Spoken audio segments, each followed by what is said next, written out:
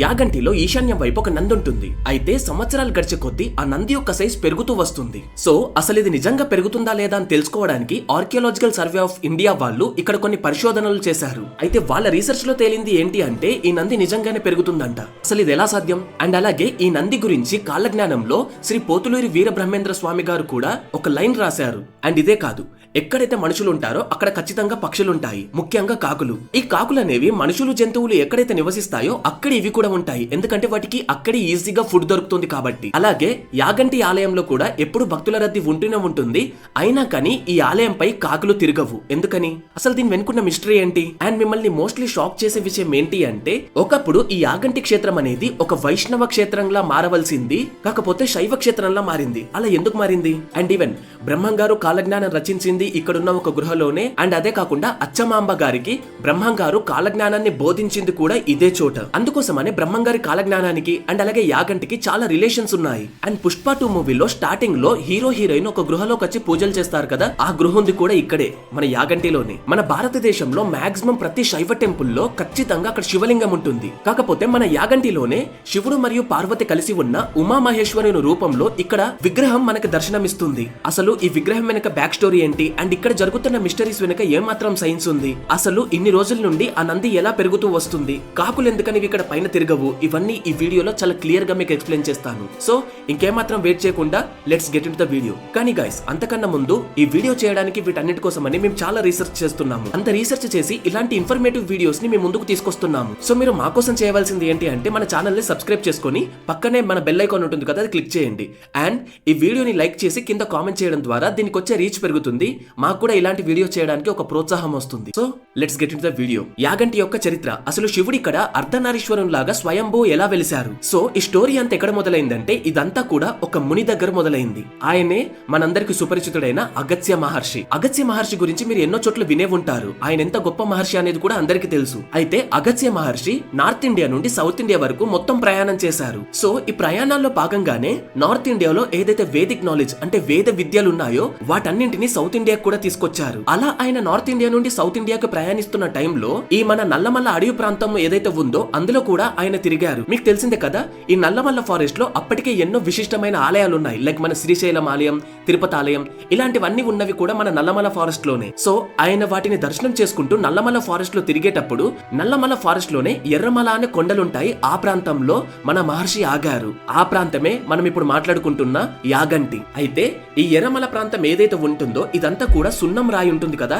దాంతో ఏర్పడ్డ కొండలు అండ్ అలాగే గృహలు, అదే కాకుండా నీటి వనరులు ఇవన్నీ కలిగి చాలా ప్రశాంతంగా ఉంటుంది. ఎవ్వరు ఇక్కడ డిస్టర్బ్ చేయనంత ప్రశాంతంగా ఉంటుంది. సో ఈ ప్లేస్ అనేది ఋషులు తపస్సు చేసుకోవడానికి ఒక అద్భుతమైన ప్లేస్. అయితే అగస్త్య మహర్షి కూడా కరెక్ట్ గా ఇదే ప్లేస్ లో ఆగి ఆయన తపస్సు కోసం ఈ ప్రాంతాన్ని యూజ్ చేసుకోవాలి అని అనుకున్నారు. అందుకోసమని యాగంటి ప్రాంతంలోనే సహజ సిద్ధంగా ఏర్పడ్డ గృహలు ఏవైతే ఉన్నాయో అక్కడే నివసిస్తూ చాలా దీర్ఘకాలంగా ఆయన తపస్సు చేసుకున్నారు. అగస్త్య మహర్షికి ఈ ప్రాంతం చాలా నచ్చింది అండ్ ఇక్కడ ఒక ఆలయాన్ని నిర్మించాలి అని మహర్షి అనుకున్నారు. కాకపోతే మహర్షి ఈ ప్లేస్ వెంకటేశ్వర స్వామికి అంటే వైష్ణవ ఆలయానికి సూట్ అవుతుంది అని భావించి ఇక్కడ వెంకటేశ్వర స్వామి కోసం ఒక ఆలయాన్ని నిర్మించారు. అండ్ ఈవెన్ ఆయన విగ్రహాన్ని తెప్పించారు. విగ్రహాన్ని చెక్కడం పూర్తిగా అయిపోయింది.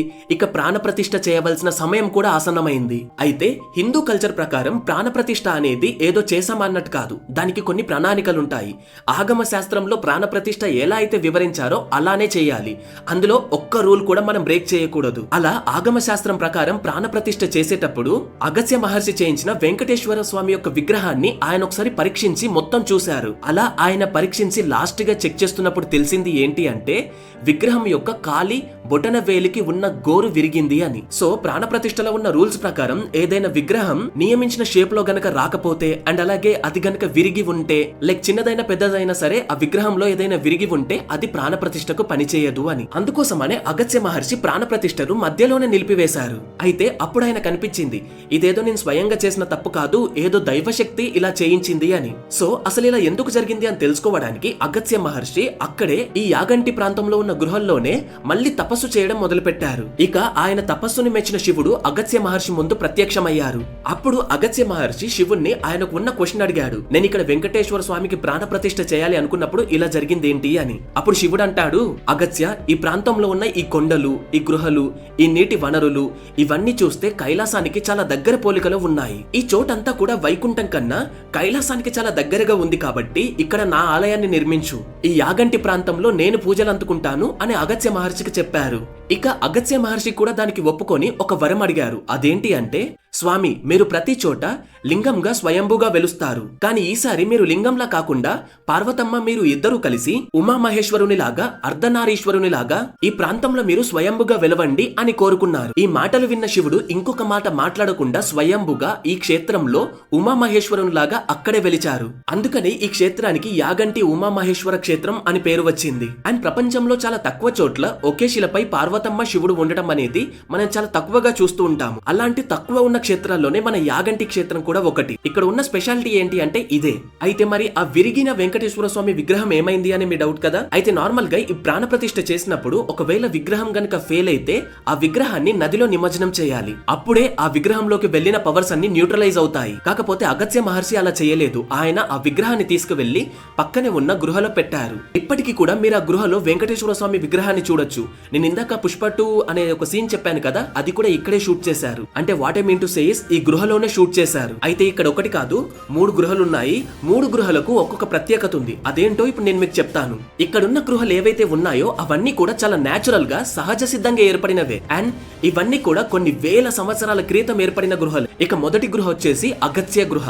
అంటే అగస్త్య మహర్షి గారు ఈ ప్రాంతానికి వచ్చి ఇక్కడ తపస్సు చేయాలి అని అనుకున్నారు కదా, ఆయన మొట్టమొదటిగా తపస్సు చేసిన గృహ ఈ అగస్త్య గృహనే. సో ఈ గృహకు మరియు ఆలయానికి మధ్యలోనే ఒక నీటి కొలను కూడా ఉంటుంది. అదే అగస్త్య నీటి కొలను అని కూడా అంటారు. ఎందుకంటే ఇక్కడే అగస్త్య మహర్షి తను రోజువారీగా స్నానం చేయడం, ఆ నీళ్లను ఉపయోగించుకోవడం లాంటి పనులు చేసేవారంట. ఎందుకంటే ప్రతిరోజు ఈ కొలనులోనే అగస్త్య మహర్షి స్నానం చేసేవారంట. అండ్ ఈ కొలనులో ఉన్న వాటర్ కి కూడా చాలా ఔషధ గుణాలు ఉన్నాయని చాలా మంది చెప్తూ ఉంటారు. అది నిజమే కూడా. ఎందుకంటే ఈ కొలనులోకి వచ్చే వాటర్ అన్ని ఏదో ట్యాంకర్ నుండో డ్యామ్ నుండో వచ్చినవి కాదు, ఇవన్నీ అడవి నుండి వస్తున్నవి. అండ్ ఎలాగో చెప్పుకుంటాం కాబట్టి ఇంకొక విషయం కూడా చెప్తాను.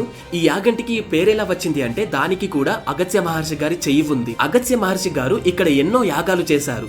అందుకోసమనే ఈ ప్రాంతానికి యాగంటి అని పేరు వచ్చిందంట. అయితే ఆలయంపై కాకులు ఎగరకుండా ఉండటానికి ఈ గృహకి ఒక సంబంధం ఉంది. అదేంటి అంటే ఆ సంబంధం ఏంటి అనేది నేను ఇప్పుడు మీకు చెప్తాను. అయితే అగస్త్య మహర్షి గారు ఈ గృహలోనే తపస్సు చేసుకునేవారు అని చెప్పాను కదా. సో ఆయన ఈ గృహలో దీర్ఘంగా తపస్సు చేసుకునే టైంలో కాకాసురుడు అనే ఒక రాక్షసుడు ఉండేవాడు. కాకాసురుడు అంటే ఈ కాకులుంటాయి కదా, వాటన్నిటికీ అధిపతి. సో ఈ కాకాసురుని పని ఏంటి అంటే ఇలాంటి ప్రశాంతమైన ప్రాంతంలో ఎవరైనా మునులు గాని ఋషులు గాని తపస్సు చేసుకుంటూ ఉంటే వాళ్ళ తపస్సుకి భంగం కలిగించడం. అలా అగస్త్య మహర్షి తపస్సు చేసుకుంటున్న సమయంలో ఈ కాకాసురుడు కూడా ఈ యాగంటి ప్రాంతానికి వచ్చి అగస్త్య మహర్షిని డిస్టర్బ్ చేయడం స్టార్ట్ చేశాడు. ఆయన దీర్ఘ తపస్సులో ఉన్నప్పుడు ఆయన దగ్గరికి వచ్చి అరవడాలు, తన గుంపునంతా తీసుకురావడాలు, ఇలాంటివన్నీ చేసి అగస్త్య మహర్షి యొక్క తపస్సుకి భంగం కలిగించేవాడు. అప్పుడు మహర్షికి కోపం వచ్చి తన కళ్ళు తెరిచి నువ్వు ఈ పుణ్య ప్రాంతంలో ఇప్పటి నుండి అడుగు పెట్టలేవు, ఈ గర్భగుడి ముందు నువ్వు తిరగలేవు అని శపించారు. సో అప్పటి నుండే ఈ ప్రాంతంలో కాకులు ఎగరట్లేదు అని ఇక్కడున్న స్థల పురాణం చెప్తుంది. సో మనకు డౌట్ రావచ్చు, ఎందుకు ఎగరట్లేదు అంటే కాకులు అనేవి ఎక్కువగా తిండి దొరికే ప్లేసెస్ లోనే ఉంటాయి కాబట్టి, ఈ ఆలయం దగ్గర వాటికి కావలసినంత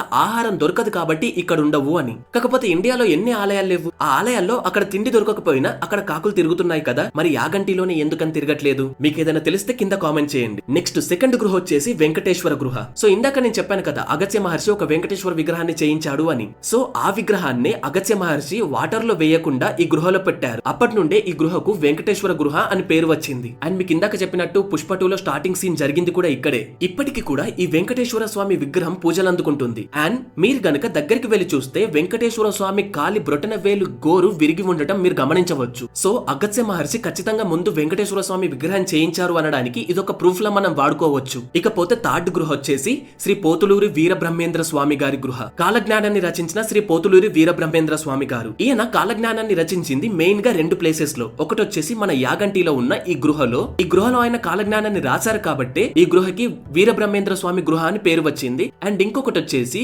యాగంటికి ఒక 10 నుండి 10 కిలోమీటర్ల దూరంలో ఉన్న రవ్వలకొండ అనే ప్రాంతంలో ఉన్న ఒక గృహలో. ఈ రవ్వలకొండ ప్రాంతంలో ఉన్న గృహలోకి వెళ్తే అక్కడ బ్రహ్మంగారు కూర్చున్న ప్లేస్ గాని ఆయన వాడుకున్న కొలను ఇవన్నీ కనిపించడమే కాకుండా అక్కడ నుండి ఉన్న స్వరంగాల్లో ఒకటి శ్రీశైలం వైపు, ఒకటి యాగంటి వైపు, ఇంకొకటి మహానంది వైపు ఇలా సొరంగాలు తవ్వి ఉంటాయి ఆ గృహలో. సో యాక్చువల్లీ ఇది మనకు కొంచెం అవుట్ ఆఫ్ టాపిక్ కాబట్టి అది పక్కన పెట్టి యాగంటి గురించి డిస్కస్ చేద్దాము. సో మోస్ట్లీ మీ అందరికీ ఈ వీరబ్రహ్మేంద్ర స్వామి గారి చరిత్ర తెలుసు. ఒకవేళ మీకు తెలియకపోతే ఇక్కడ ఐకార్డ్స్ లో గానీ కింద డిస్క్రిప్షన్ లో గానీ లింక్ ఇస్తాను, మీరు వెళ్ళి చూడండి. అయితే వీరబ్రహ్మేంద్ర స్వామి గారు అచ్చమాంబ అనే ఒక ఆమె దగ్గర పనిచేసేవారు. స్వామివారి పని ఏంటి అంటే అచ్చమాంబ గారి ఆవులను కాయడం.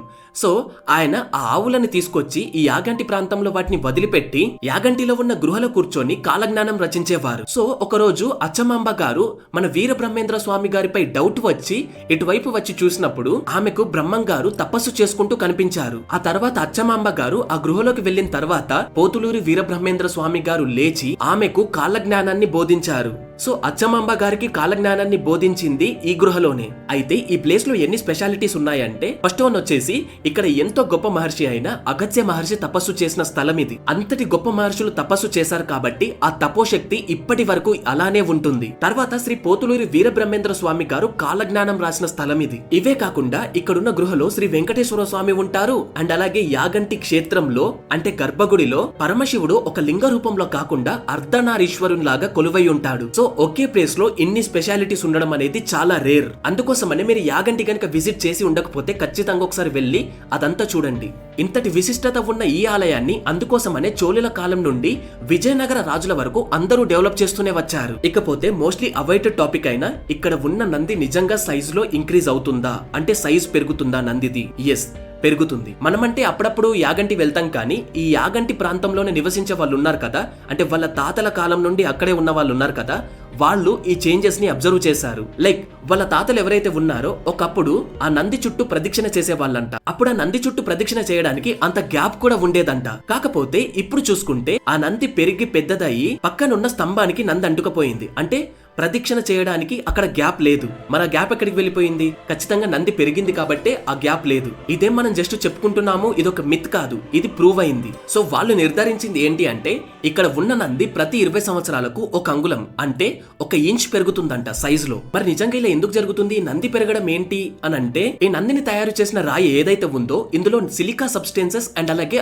ఐరన్ పార్టికల్స్ ఉన్నాయంట. ఎప్పుడైతే ఒక మినరల్ సిలికాగా కన్వర్ట్ అవుతుందో అప్పుడు ఆ రాయి ఎక్స్పాండ్ అయ్యి సైజ్ లో పెరుగుతుంది. సో సింపుల్ గా మీకు అర్థమయ్యేలా చెప్పాలి అంటే ఈ రాయిలో జరుగుతున్న కెమికల్ రియాక్షన్స్ వల్ల నంది పెరుగుతుంది అని. అయితే ఈ నంది పెరుగుతుంది అన్న సర్వే ఇదంతా కూడా మొన్న సైంటిఫికల్ గా ప్రూవ్ అయింది మాత్రమే. కాకపోతే బ్రహ్మం గారు 500 సంవత్సరాల క్రితమే కాలజ్ఞానం రాశారు కదా, ఆ కాలజ్ఞానంలో ఒక శ్లోకంలో ఇలా మెన్షన్ చేశారు. అదేంటి అంటే యాగంటి బసవన్న అంతకంతకు పెరిగి కలియుగాంతంలో కాలు దువ్వి రంకలేస్తారు అని. అంటే ఎప్పుడైతే కలియుగాంతం మొదలవుతుందో అప్పుడు ఇక్కడ ఉన్న బసవన్న అంటే నంది ఎవరైతే ఉన్నారో అంటే కలియుగాంతం ప్రారంభం ఎప్పుడైతుందో అప్పుడు ఈ నందికి ప్రాణం వచ్చి తన కాళ్లతో రంకెలు వేస్తూ పరిగెత్తుకుంటూ వెళ్తుంది అని. అప్పటి వరకు కూడా ఈ నంది పెరుగుతూ వస్తుంది అని దీని అర్థం. మరి 500 సంవత్సరాలకు ముందే ఈ నంది సైజు లో పెరుగుతుంది అని బ్రహ్మం గారికి ఎలా తెలిసింది? ఆయనకేమైనా ఇందులో సిలికా అండ్ ఐరన్ పార్టికల్స్ ఉన్నాయని తెలుసా? ఇవన్నీ తెలియకపోయినా ఆయన కాలజ్ఞానంలో ఎలా రాశారు అంటే కాలజ్ఞానం నిజమేనా? సో తెలుసుకోవాలి అనుకుంటే కింద కామెంట్ చేయండి. నేను దానిపైన నెక్స్ట్ వీడియో చేస్తా. కాలజ్ఞానం నిజమా, ఇప్పటి వరకు ఏమి అయ్యాయి, ఏం అవ్వబోతున్నాయి అని. సో ఇది గైస్ ఇవాళ వీడియో. మీకు కనుక మా వీడియో నచ్చినట్టయితే please do subscribe to the channel. అలాగే మన వీడియోని లైక్ చేసి షేర్ చేయండి. ఇలాంటి కంటెంట్ మీకు ముందుకు తీసుకురావాలి అంటే మీ నుండి ఆ చిన్న ప్రోత్సాహం అనేది మాకు అవసరం. Thanks for watching.